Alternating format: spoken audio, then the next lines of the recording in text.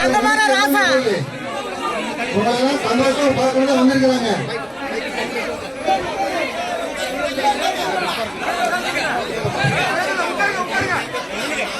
உட்காந்து பேசலாம்.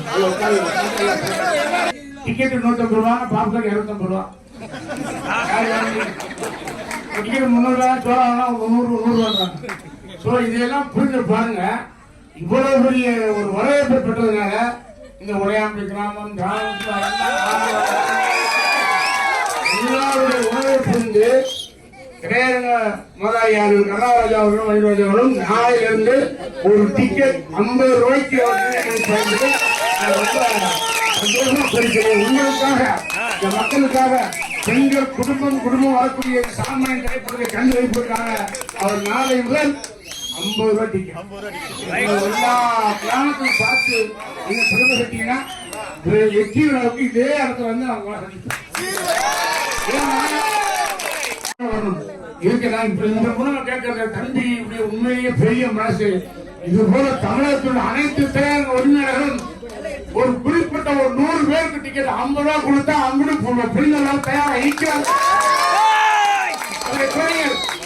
முன்னாடி ஒரு 200 சீட்டு அது 50 ரூபா போடுங்க, பின்னாடி ஹைட்ரா சீட்டு அது 150 ரூபா போடுங்க.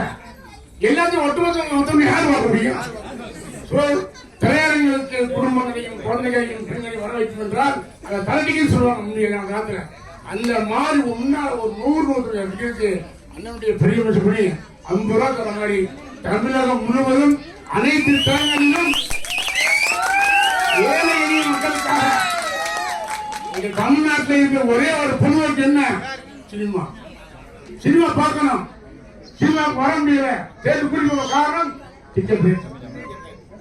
ஆனா ஒரு 200 பேருக்கு 50 ரூபாய்க்கு அங்க பின்னால உட்காரும் போது நீங்க 300 ஆக்கி என் தாய்மாருக்கு என் பிள்ளைகளுக்கு ஏழை மக்களுக்கு 50.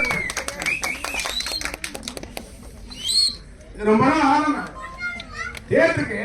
இப்போ கோழி முதலையே முட்டை முதலையே சொல்ல முடியாது. என்ன சொல்றீங்க? இருக்கக்கூடிய அனைத்து நோயாளிகளுக்கும் கண்டுபிடிக்கிறேன்.